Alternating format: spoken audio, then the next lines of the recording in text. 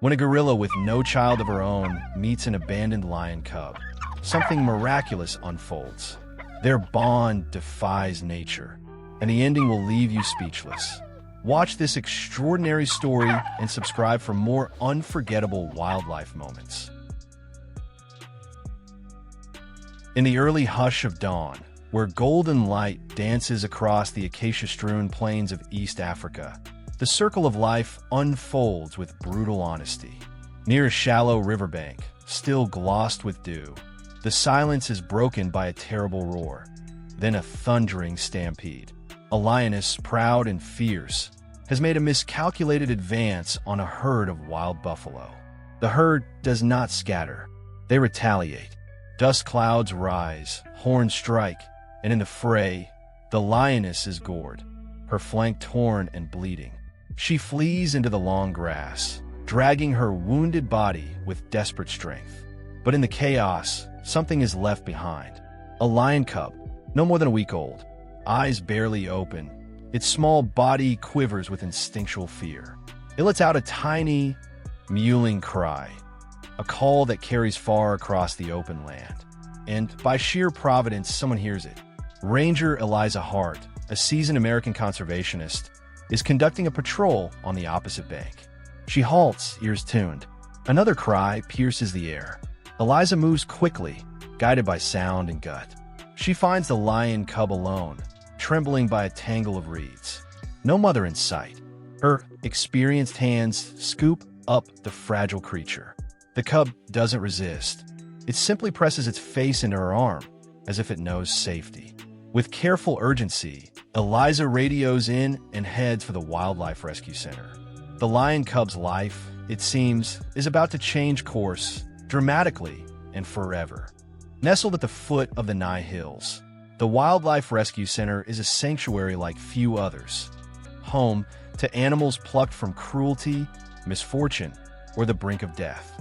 There are elephants with missing tusks, birds with singed feathers, and deep within one shaded enclosure, 5 gorillas who once lived behind circus bars. Among these gorillas is Ada. Unlike the others, Ada has never had a child of her own, yet within her, a quiet, persistent longing lives, seen in the way she cradles fallen branches like infants, or how she hums low tones when staff walk by with rescued younglings. She is gentle, intuitive, and fiercely observant. When Eliza arrives with the lion cub wrapped in a soft blanket, the staff work quickly. The cub is dehydrated, weak but stable. Over the days that follow, its cries echo through the center, until something strange happens. Ada starts to sit closer to the lion cub's enclosure. She watches, not with curiosity alone, but with recognition. When the cub cries, Ada hums. When it sleeps, she leans against the barrier, as though lending warmth through sheer presence. Eliza, ever the pragmatist, hesitates. It's something about Ada's calm, maternal posture gives her pause. Perhaps she thinks a miracle might be possible. And so, carefully, the staff begin to observe, wondering what might come of this improbable nearness between a gorilla and a lion cub. 2 weeks later, the moment comes. The lion cub, now slightly stronger, is brought in a crate near the gorilla enclosure. The staff hold their breath. The other 4 gorillas linger in the trees, watching with wide, curious eyes. But Ada steps forward, slowly, deliberately. She sits, arms resting on her knees, and waits. A staff member gently lifts the cub out. It lets out a squeaky protest but doesn't claw. Its body is limp with trust. The staff offer a bottle of warm milk, one end held through the bars. But it is Ada who reaches first.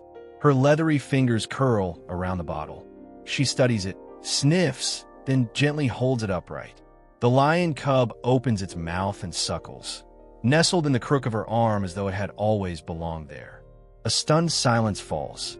Even the other gorillas, once skeptical, draw closer, not out of alarm, but out of awe. Eliza, watching from behind reinforced glass, feels the weight of what is unfolding. This is no trained performance, no coaxed behavior. This is instinct. This is care. Over the following days, Ada begins feeding the lion cub regularly. She grooms it gently, nudges it towards soft grass, hums when it whimpers, and allows it to nap beside her belly. The bond forms with quiet certainty. The lion cub follows Ada like it would a lioness, bumping her hand with its nose, learning her rhythms, mimicking her slow, swaying gait. What began as an experiment becomes something deeper. A gorilla who never bore a child, a lion cub who lost its mother, and in between them, a bridge of compassion the wild had never written in its rulebook. Under Ada's tender guardianship, the lion cub thrives. It learns to balance, to pounce in the grass, and to nuzzle against Ada's side during midday naps. Sometimes it beats its small paws against Ada's chest in play, and she responds with a patient nudge or a tickle under the chin. At times, the lion cub mimics her, walking on its hind legs for 2 clumsy steps or copying her hand-to-mouth gestures. Eliza and the team document everything. The footage spreads, a gorilla raising a lion cub. News outlets call, biologists debate. But within the sanctuary, life continues quietly. Ada never parades. She simply cares. And the lion cub, though growing stronger by the day, never strays far from her side. Yet, even Eliza knows this cannot last forever. The lion cub belongs to the wild. Its muscles are beginning to swell. Its instincts, curiosity, caution, and the faintest glimpse of the predator it will become begin to awaken. Still, the bond remains. And for now, as the sun sets over the open fields and the call of distant birds echoes overhead, the cub sleeps curled against Ada's arm. Safe, loved. It is, in every sense of the word, home. By its 5th month, the lion cub begins to change. The sharpness in its eyes deepens. It no longer swats at butterflies in jest. It stalks them, calculating. The playful tumbles become measured leaps. Staff recognize the shift. The time has come. A new enclosure is prepared. Here, the lion cub can practice hunting, stalking shadows, pouncing on decoy prey, sharpening claws against bark. The process is gradual, designed to reawaken instincts. Ada watches as the lion cub is led away. She does not cry. She does not resist. She sits in her favorite corner, her face unreadable. But as the gate closes behind the cub, her hand lingers against the ground. The cub turns once. Their eyes meet. Then it is gone. Weeks pass. The lion cub grows bolder, stronger. It stalks with confidence, wrestles with mock prey, and roars, not in fear, but in command. Eliza watches from a distance, a notebook in hand. Ada, meanwhile, stays near the training enclosure's outer trees, humming to herself now and then. The separation, though silent, is shared by them both. But all know what this means. The lion cub is preparing not just to survive, but to return. To where it was born. To the savanna. To the wild. On the morning of the lion cub's release, the skies are clear. Eliza opens the crate one last time, but not before a final visit. She leads the lion cub toward Ada's enclosure. The others sit in the trees, silent, sensing what this is. The lion cub hesitates at first, then walks toward the barrier. Ada steps forward. No sound, no movement. Then, slowly, the lion cub places its head through the open gate. Ada meets it halfway. Forehead touches forehead. They stay that way, still and breathing in rhythm, as if recording each other's scent for memory's sake. No tears, just presence, just understanding. Then Eliza calls. The lion cub turns slowly, and with one last look, it walks away. Ada watches until the vehicle disappears down the red dust road. Then she turns, returns to her corner, and hums once more. As Eliza drives the lion cub toward its new territory, she glances at the rearview mirror. Behind her is a gorilla who mothered a predator. Ahead lies the lion cub's future, wild, uncertain, and free.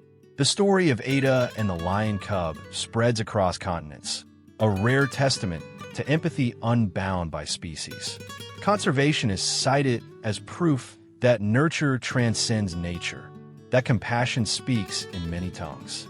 And in the hush between animal and human, predator and primate, the world glimpsed something sacred.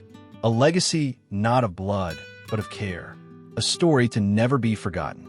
In the vast theater of nature, where survival is often a solitary struggle, stories like that of Ada and the lion cub remind us of something profoundly beautiful.